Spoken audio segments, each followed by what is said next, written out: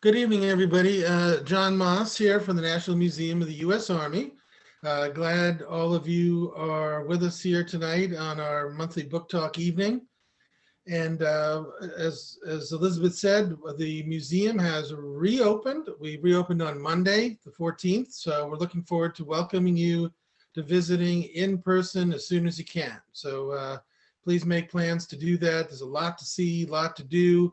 And we would love to have you, and we're ready to welcome you there.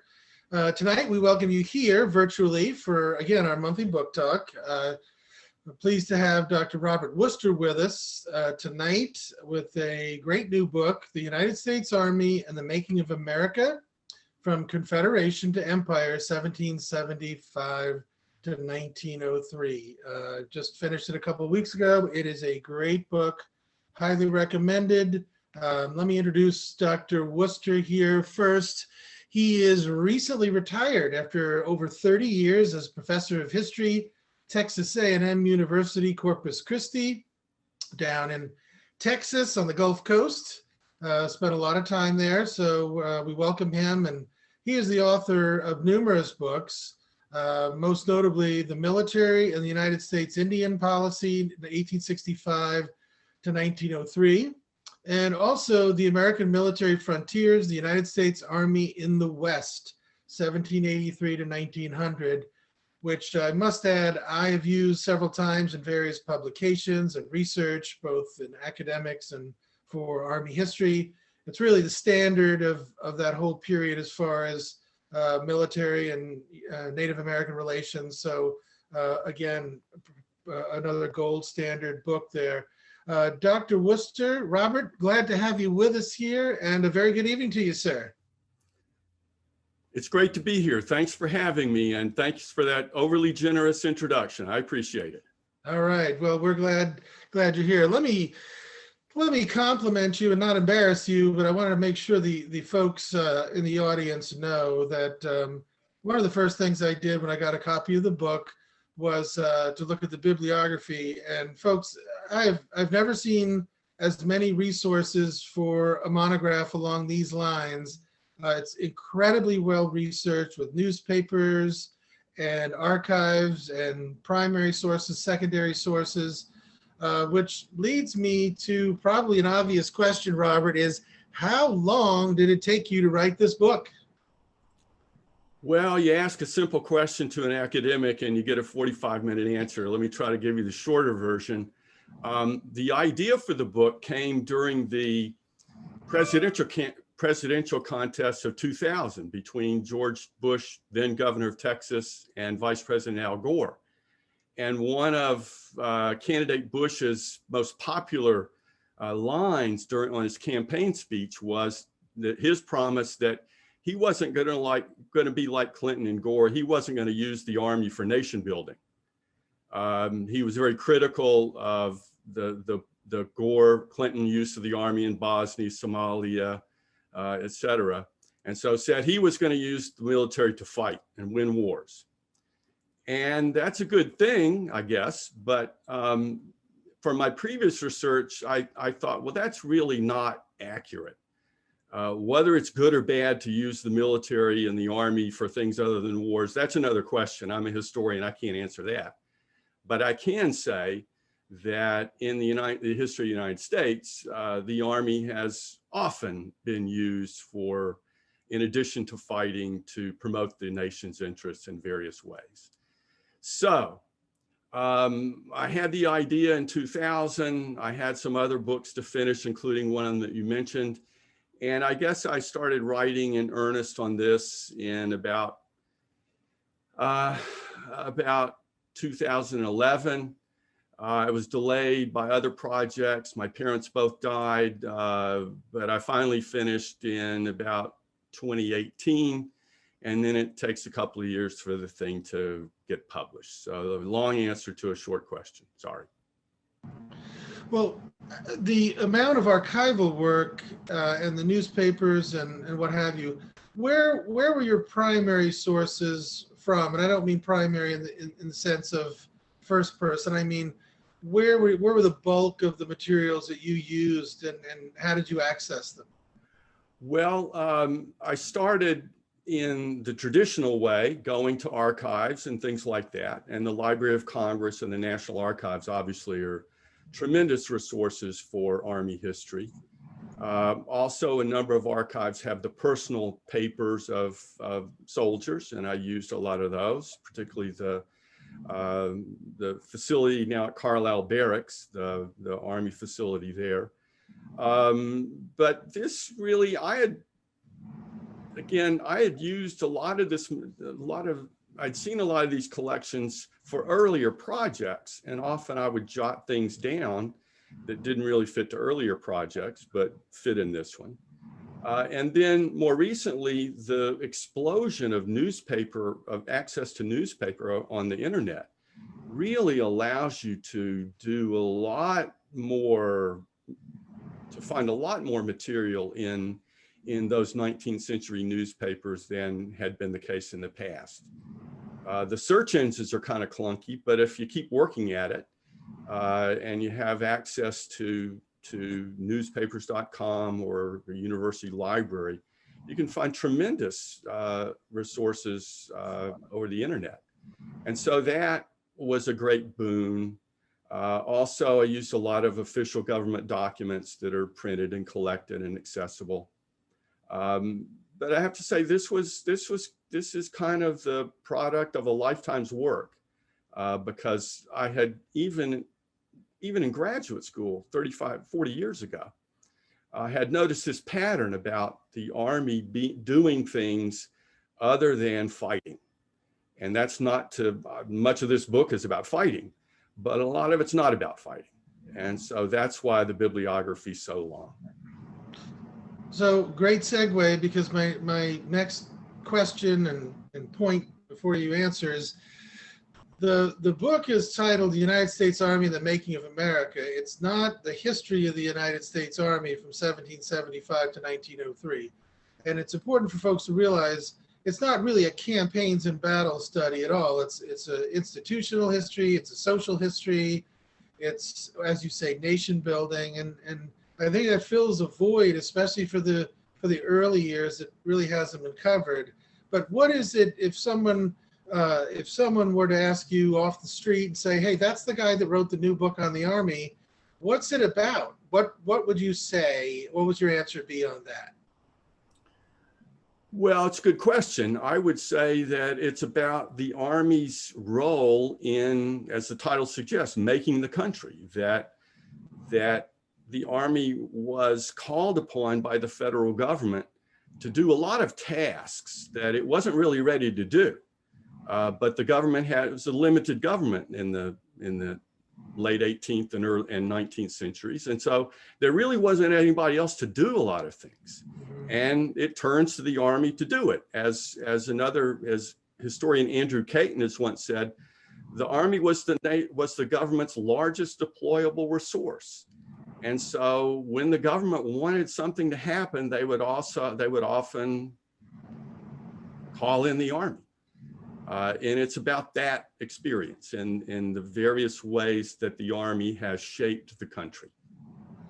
Well, that's interesting, and it reminds me of how many times since working with Army history starting about 14 years ago, talking with people, and whether it be neighbors or other people at conferences, and many of them surprised to find out that the Lewis and Clark expedition was a U.S. Army military operation, that it wasn't Jefferson's botanical research trip at all. So good point on your part about the Army being the institution that could handle this kind of stuff.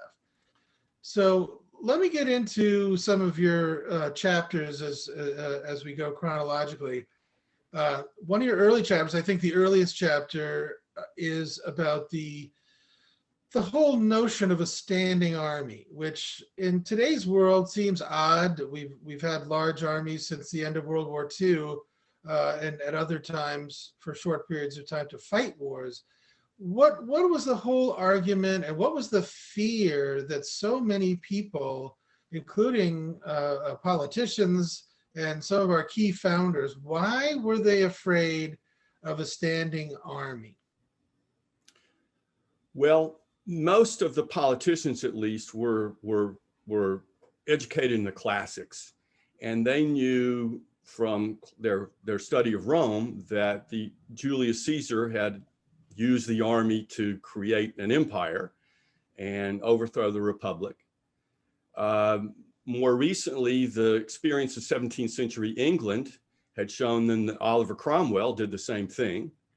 That James II attempted to expand the standing army to prevent William and Mary from taking the throne. And so their classical education and philosophy taught them that standing armies could not be trusted, that they would usurp power and create a tyranny. For security reasons, they thought, well, what we'll do is we'll turn to a militia. That is organized, government-sponsored call-ups of citizen soldiers. And so that was their security. The hope they had was that a militia could fill the security needs. As it turns out, the American Revolution taught them that it really couldn't. That although the colonial militias were certainly very helpful, we couldn't have defeated the British without the Continental Army, which was our version of a regular army. Well, and this fear of the army reflected a lot in the budgets. And one of the interesting themes that goes on and on up to the Civil War, basically, is how big will the army be, and who's going to pay for it, how much, and it costs too much. And was that was kind of a continuing issue well into the 19th century, wasn't it? Oh yes, a very good point. That these same people who had been versed in these classics were also versed in the need for limited government. And they didn't want to spend any money. They didn't want to tax people. And so armies cost money, and they continually feuded over the size of the army. It varied. Occasionally you would see army increases. Gradually over time, the army increases. Originally it was about 2,000, and by the time of the Civil War, it's about 16,000. But it's a constant struggle over, initially, should there be an army? And then I would argue that really by Thomas Jefferson's first administration, the mainstream politicians concluded there needed to be some size of an army. The question then was, as you suggest, how large should it be? And how should it be constructed? So sure, economics is a big issue.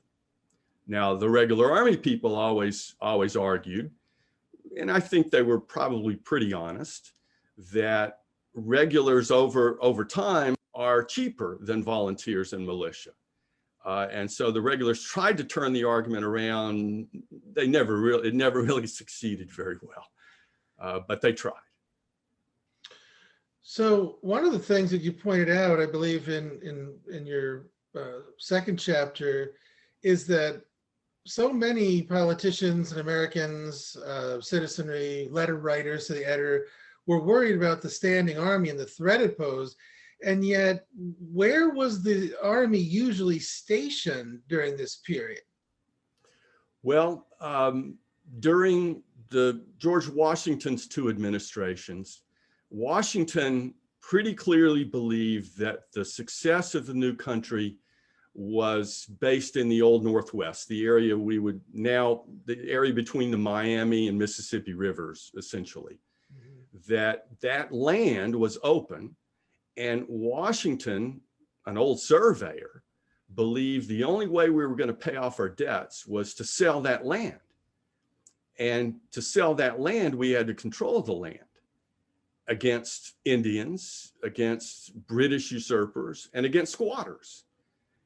American squatters. And so the army was, 90% of the army during the Washington administration was stationed in the old Northwest to that end. Eventually, they defeated Indians in the in the 1790s. And Southerners were very jealous of this because Southerners thought they had their Indian problems too. And you also find from a very early stage that a lot of people like the Army being around because it brings money, it brings cash. I guess I'm too much influenced by my own experience in Corpus Christi. During the 1980s, the Navy was talking about establishing what they called home ports. And one of the home ports was going to be across the bay from Corpus Christi at Ingleside. And newspapers were filled with how much money that was going to generate to the local economy. I never remember seeing a local paper talk about the role of Naval Station Ingleside in protecting national security, not once. They were always focused on the money and jobs they thought it would bring. Now, also in the 1790s, there seemed to be, well, there was an incident, a rebellion, the Whiskey Rebellion, and you mentioned this and point out that this kind of played into the story of the people against a standing army because of Washington and Hamilton's reaction. What was the reaction of the government to the Whiskey Rebellion, and how did that kind of play into the fears of the anti-federalists and folks against the big army? Well, to kind of set up the story, following the revolution, there had been a conspiracy among Army officers at Newburgh who were concerned they hadn't been paid, and they thought they weren't going to get paid. And so some of them really were pretty serious about talking about marching on Congress. Fortunately, President Washington talked them out of it in a very famous speech. He talked them down. But that Newburgh conspiracy worried a lot of people, as did the formation of the Society of the Cincinnati, this organization open only to the officers and their descendants of people who fought in the American Revolution. And this closed society had worried a lot of people. In the actual Whiskey Rebellion, there were, because of the ongoing struggles against France, there was a regular army, and then there was a new army, and then there was an enrolled army, and there was a provisional army. And Washington and Hamilton were careful not to use the traditional regular army in the Whiskey Rebellion. They used some of these other kind of constructs because they were also nervous about, well, what sort of symbol is this going to be? I think it's always, my students are always stunned when I tell them, however, there were more Americans who turned out to fight against the Whiskey Rebellion than had been present at the Battle of Yorktown, the culminating battle of the American Revolution. And I think that tells you something. More Americans concerned about disorder, at least voting with their feet and being there, they're more concerned with that than they were defeating the British. Interesting. All right, let's move on to Thomas Jefferson. You've got a whole chapter about the Jeffersonian period and the Army. Jefferson was a little wary of the Army, although from his experience in Virginia as governor during the American Revolution, where the state was invaded, he certainly got a good look at what the problems were with the militia, to be sure. But one of the most interesting things in that chapter that I find is the role of West Point. And West Point has a very good reputation today. It's the Army's chief commissioning source, or its primary commissioning source. But in the early part of West Point's history, the officers, the program had a little bit of a different reputation, wouldn't you say? Oh, absolutely. It's ironic. The Federalists, George Washington and John Adams, had initially proposed West Point. The Democratic Republicans, including Thomas Jefferson, before he became president, opposed West Point. When Jefferson became president, however, he inherits an army that was pretty politicized, particularly the officers. The officers were Federalists, overwhelmingly Federalists. And Jefferson didn't really trust them. And so one way he thought he might attack that problem was create West Point, which would serve the cause of education. Jefferson, always a big believer in education. It would provide engineers. Jefferson thought that was really necessary. But it would also provide officers. And they wouldn't necessarily be Federalists. And so that would help the Democratic Republicans gain more control over this force they traditionally had feared. West Point got off to kind of a slow start. It was often unpopular because it was seen as a hierarchical institution, as an institution where the aristocrats sent their children or sent their sons. West Point comes to dominate it comes to monopolize the appointment of officers. And so there's great fear of West Point. Finally, during the early 1820s, it gets on its feet. It develops a rigorous curriculum. Sylvanus Thayer, in particular, helped install rigor, helped to depoliticize the process. But you're quite right. West Point is under attack periodically through the Civil War. There are always threats to West Point, even during the Civil War. Congress talks about abolishing West Point because roughly a third of West Point graduates left their commissions and took up service with the Confederate Army and were, in their view, committing treason. So again, that reinforced that opposition to West Point. After the Civil War, West Point has really proved its worth. It's providing engineers, it's providing officers, and it became increasingly clear that they weren't going to take over the country. There wasn't going to be a military despotism. That wasn't going to happen. But again, West Point, like the Army itself today, public opinions polls suggest, at least they did last ones I looked at a couple of years ago, that the military is the most trusted by the American public today, that the military is one of the most trusted aspects of government. Boy, if you'd asked Americans that in the 19th century, they would have said something completely different. And it's always, again, when I talk about these issues with students, I always have to contextualize that today's attitudes toward West Point in the military weren't those of the 19th century. It doesn't mean, I'm not saying either one is right or wrong. It wasn't the case in the 19th century. You have a section on what you call President Madison's Army, and by that you cover quite a bit of the Army's ups and downs in the War of 1812, and again, officers, leaders, money. Can you tell us about that period of President Madison's Army and what it was known for and how that developed? Well, President Madison was admitted that he didn't know anything about military affairs. And so he comes to office, a committed Democratic Republican, in principle, reluctant about this standing army thing. Experience shows him, however, that he was wrong. The War of 1812 was poorly handled. The volunteers never served in the numbers that the American myth would hold. We botched more than we got right. And Madison emerged from the War of 1812 committed to increasing the standing army.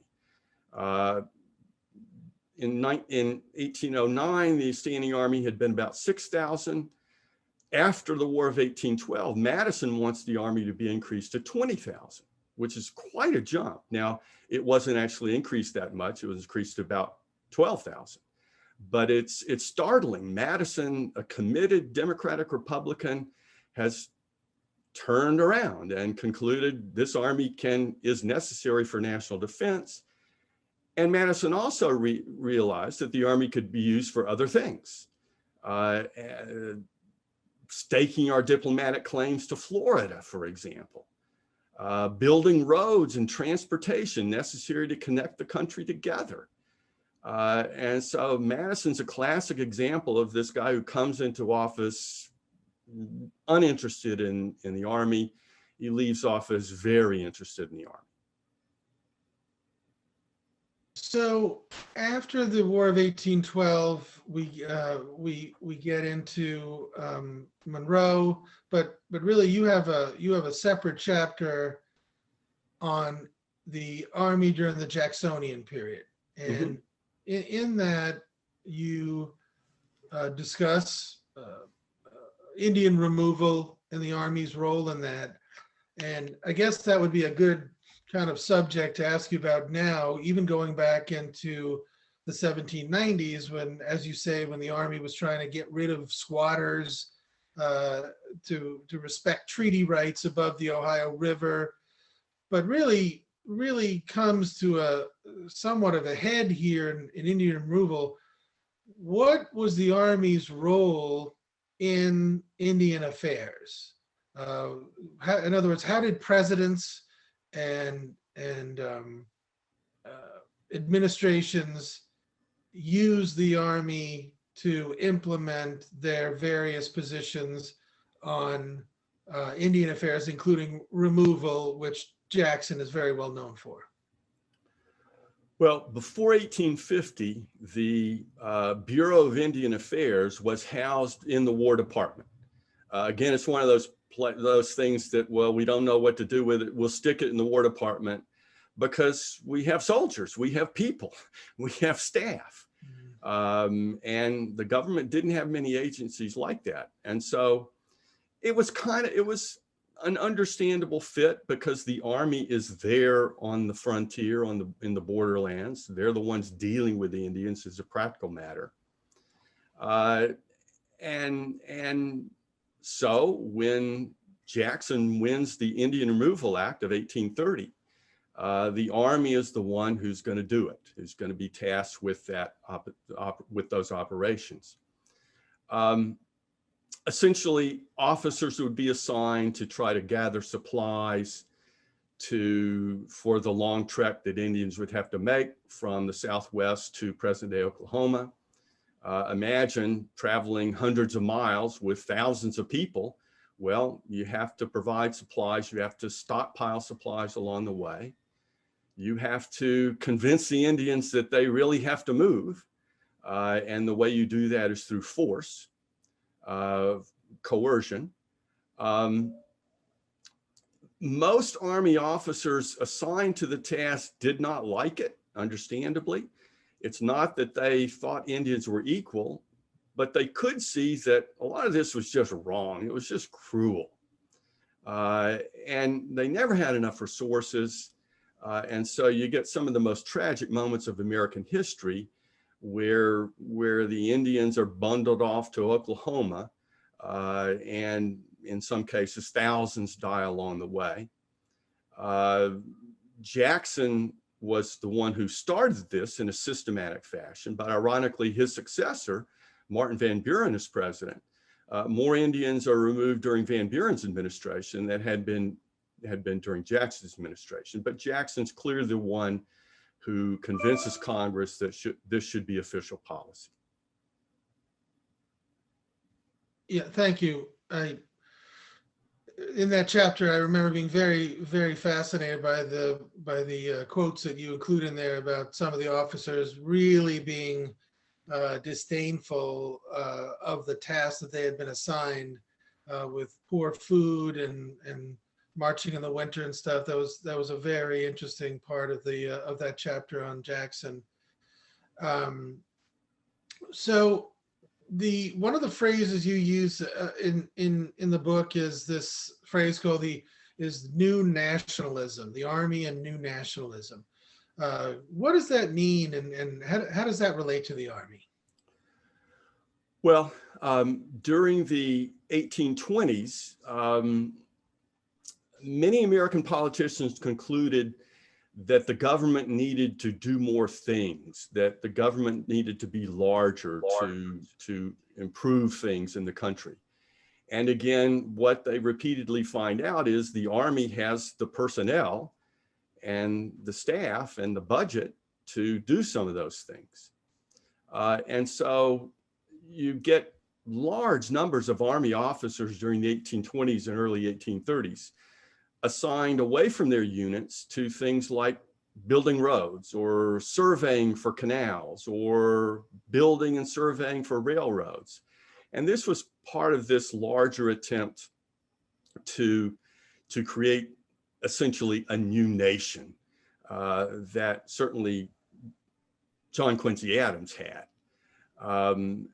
And so the Army becomes closely associated with internal improvements, road building, canal building, railroad surveys, railroad construction. And during the 1830s, large numbers of Army officers resign their commissions and go to work, better pay, for these railroads and these other companies. 1836 alone, just in 1836, nearly 20% of all United States Army officers resigned, most of whom resigned to go work for these private companies. And so many Americans are upset at this, understandably.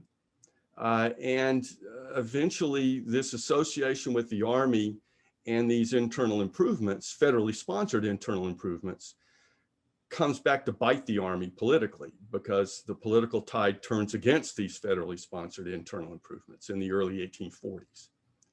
But during the 1820s and 1830s, those engineer officers surely were happy to work on those internal improvements. They loved it. Mm-hmm. Well, on a related note, and I guess going from this time period through the Civil War, was being an Army officer regarded by the public as an honorable profession? I remember reading that U.S. Grant's father-in-law, I can't remember his first name, his last name is Dent, and I believe Zachary Taylor too, with his daughter wanting to marry an Army officer, they were pretty much opposed to it. Right. What was the public's feeling, not just toward the Army, but for the officers in general? That's a very good point. It was mixed. Many people are jealous of the Army and its officers. They're jealous of the fact that these officers have gotten what the public believed was a free education. You could go to West Point for free, and my sons can't go to college for free, sponsored by the federal government. Some of the officers were apparently pretty haughty in their approach to civilians. They didn't think much of those civilians. They considered themselves above the fray. Many of the officers thought of themselves as elites. They weren't economically, but socially, they thought of themselves as elites. And so there's this push-pull. Lots of politicians are always trying to get their sons into West Point. But then those very same politicians, James Polk, for example, reams of documentation in Polk's papers when he was a congressman about what he was doing to get his constituents into West Point. But then as president, James K. Polk is a sharp critic of the regular Army, doesn't get along well at all with the regular Army. And so you get these mixed feelings. On the one hand, there are many class conflicts. On the other, a lot of people see a practical value in becoming an officer and being sent to West Point. But as Grant famously told, on a lot of times an officer would go home on furlough or something, and they would be jeered by the local toughs. They would be teased and all sorts of things that just you wouldn't assume would happen today. Again, the past isn't always similar to our own personal experiences. So during the period that we now call Manifest Destiny, this drive from the Mississippi West to settle what Americans would call open territory, but which of course was occupied by Native American people, and also Mexican citizens as well. But this drive west, it seems like the Army has a well-known role there by the public, if only informed by movies, John Ford movies and things like that. But what was the Army expected to do in the West as settlers and wagon trains moved on the trails to occupy land not only near the Mississippi but out onto the West Coast? Was the Army kind of a peacekeeping force, or was it intended to facilitate this settlement? A mixture of the two, because in the end, the interests of white colonists or settlers, whichever term we want to use, is always going to win. Now, there's some sympathy for Indians. There's some, among officers, for example, they're often very sympathetic to Indians on a personal level, but on an institutional level, the white intruder, the white immigrants are always going to win. And in the end, they will always have the Army behind them. Now, there weren't too many actual fights between Indians and the Army before 1850. 122 documented by the Army. But there are 121 fights between the Army and the Indians from 1850 to 1860 alone. And so the early experience, there's not much fighting. By the 1850s, that is changing. And so you get increasing contests, violent contests between the Army and Indians.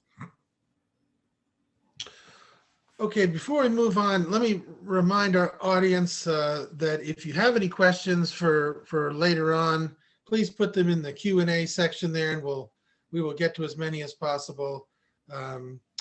Let's jump ahead to the Civil War. Part of what you talk about is this decision to stay with the old Army, stay with the Union, no matter where you're from, versus, I believe you mentioned earlier in this program, about a third of the officers or West Point graduates left for the Confederacy.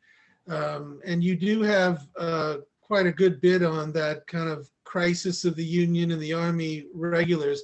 Tell us about that decision-making. And we hear a lot about Robert E. Lee's decision to either stay with Virginia or assume command of the U.S. Army.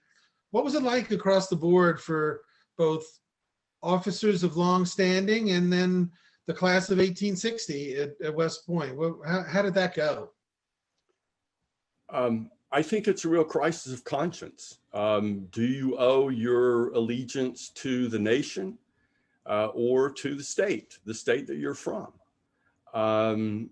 And at the time, many, such as Robert E. Lee, were clearly more loyal to their state than they were to their nation. Robert E. Lee, who'd served his professional life as a U.S. Army officer, reluctantly sides with the Confederacy. Many of them were not as reluctant as Robert E. Lee, but there were some who were very reluctant. Now you get some Southerners, George Thomas comes to mind, who's Virginian, and he sticks with the Union. So they're not as consistent about it. But I'm absolutely convinced, reading the personal letters of a lot of these fellows, they really did think about it. It wasn't an easy decision for many of them at all.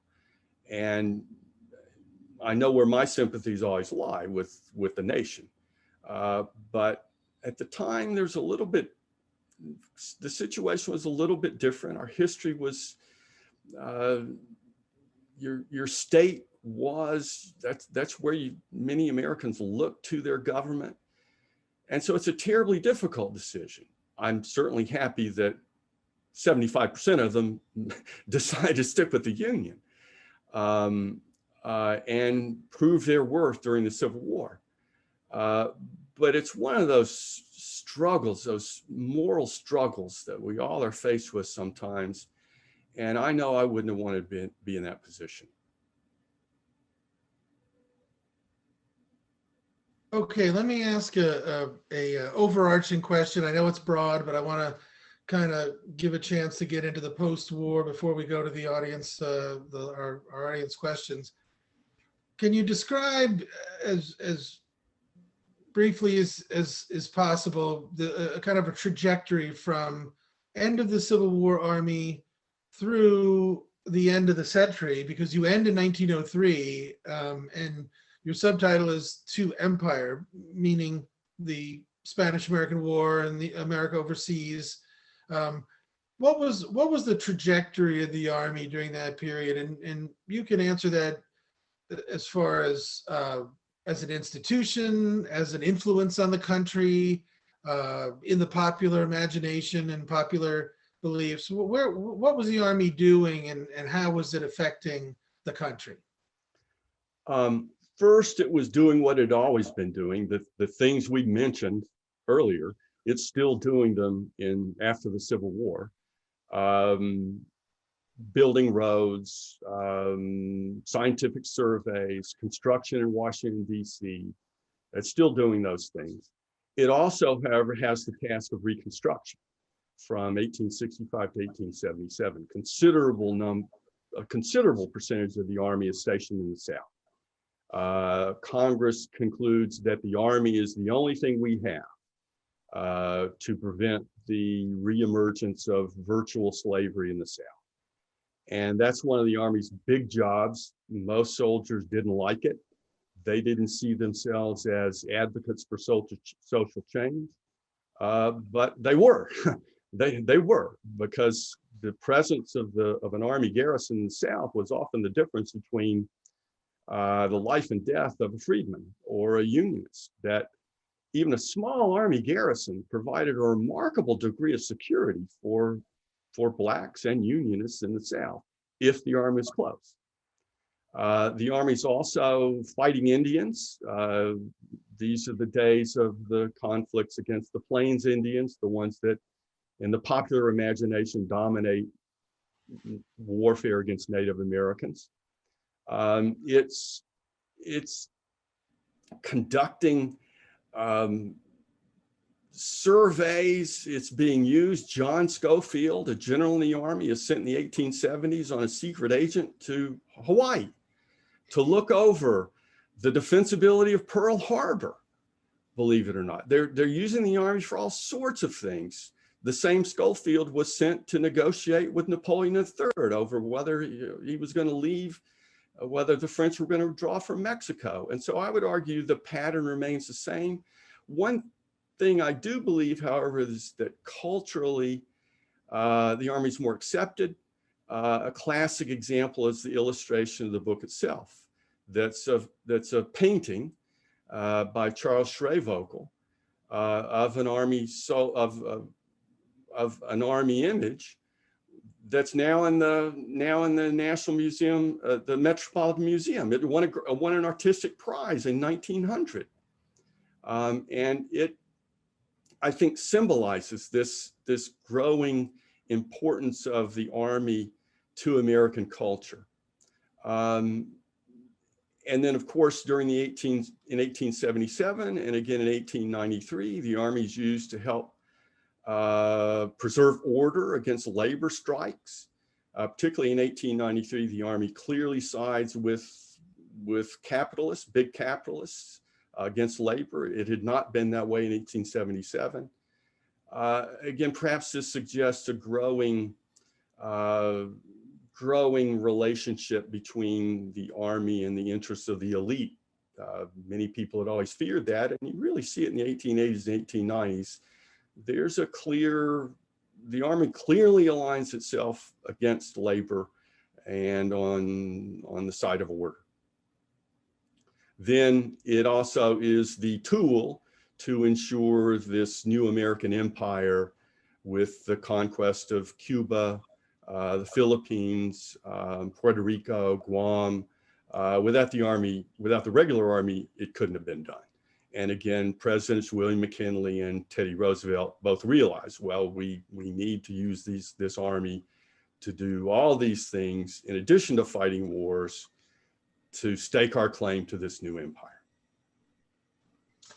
Okay, let's take a couple of audience questions. And getting back to the Jeffersonian period, one of our listeners or audience members asks, did Jefferson also establish a standing navy, which indicated that he realized the need for permanent military forces? The Navy had already been established. Jefferson adds to it during the 1800s. Jefferson, if you've ever been to Monticello, you know Jefferson tinkered in everything, and he tinkered with the Navy. He designed these little coastal defense ships that he hoped would protect the American coasts without getting us into trouble overseas. They didn't work, by the way, but he certainly augments the Navy. But the Navy had already been established. Mm-hmm. Well, that question reminds me of the old quip that John Randolph of Roanoke made when he was objecting to procurement expenses proposed for the military, and said, first we had to build ships to protect the ports, and then we had to build forts to protect the ships that were protecting the ports, right? Right. And there's always this rivalry between those who want coastal defenses and Westerners, because Westerners say, we should get some of that money out west. And so they're always bringing that up. Well, you're spending all these money on these coastal fortifications. We should spend it out in the West. Do some things here for us. Which is a complaint that goes back to the colonial period too.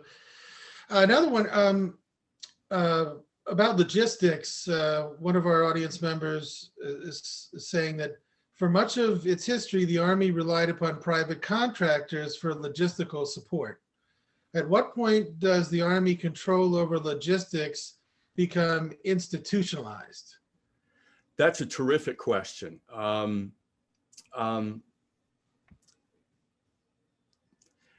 During much of the 19th century, the Army was making contracts as well as with private companies, as well as producing some of its own goods.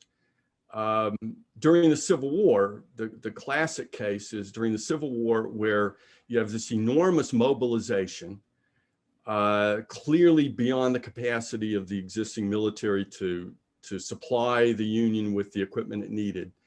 And so you get a much larger privatization of things, but it's overseen by Army officers. They're the ones who are really running things. But you never really had the Army completely separated from these contracts. They're always depending on private enterprise to supply much of the equipment and the logistics that they need. And of course, remember, these contracts are big business in a lot of areas, that the logistics are a huge economic enterprise. And one of the most wonderful things I've ever seen in my life, a classic example of democracy, is these petitions that are now housed in the National Archives, deep in the bowels of the National Archives, these 19th century petitions of local groups getting together and getting people to sign these petitions to bring some military contract back home, some arsenal or some armory or something. But it's a wonderful expression of American democracy that you have all these people signing these petitions. Bring us this, we can do this, we can do this, we can do this. But I think it speaks to the question of this logistical relationship between the Army and the rest of the country. Yeah, and you give several examples at different points pre-Civil War about the Army deciding, well, we need another armory besides Springfield or Harper's Ferry, and they never could pick because congressmen were at each other between some creek in Indiana that had perfect water pressure versus somewhere in Georgia that had all the wood in the world, and it was hard to make a decision. You're exactly right. They always want another one, but they can't agree on where it's going to go. Kind of like the early Pacific Railroad. Before 1850, the Army's given the task of finding the best route for a Pacific Railroad, and they investigate 5 routes. The Army says, well, they're all good ones, and so none of them get built because one region supported Pacific Railroads in theory if they came through their region. but then they turned against them when they were going to go elsewhere. Right. And so nothing got done. Another kind of combination of queries here is the old John Adams letter to Abigail, where he talks about the Army officers during the Revolution fighting over preference and commissions as like apes after nuts. Yeah. And the pre-Civil War Army was known for a glacial promotional system and hypersensitivity among the officers, who often were stuck at remote locations without their families. When did that atmosphere end? Was that after the Civil War? Did that continue into the late 19th century? The problem of promotion is throughout the 19th century, because promotion was by seniority. And so that leads to all sorts of problems. The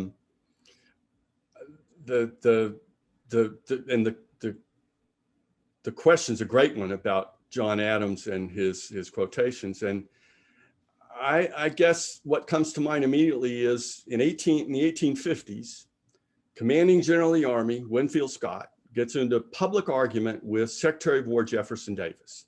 And they start writing each other hot letters.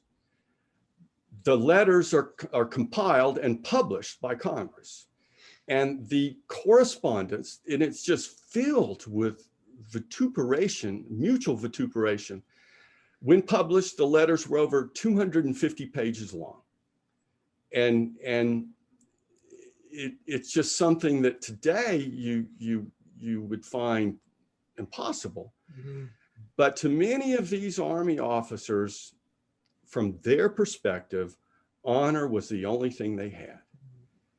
And I'm not saying they're right. I am saying that I can kind of sympathize with them, because in many cases they were given tasks they didn't like. They were away from what they perceived to be civilization. They thought they were underpaid, but by golly, they could preserve their honor. Yeah. And they do. Right. in many ways that we wouldn't find terribly attractive today. Mm-hmm. All right, Robert, one of our more well-read audience members asked, how does your book differ from Kaufman's book, The Old Army? It's a great question. Yeah. Kaufman's more concerned about the Army itself. I'm more concerned about the Army's relation with American society in general.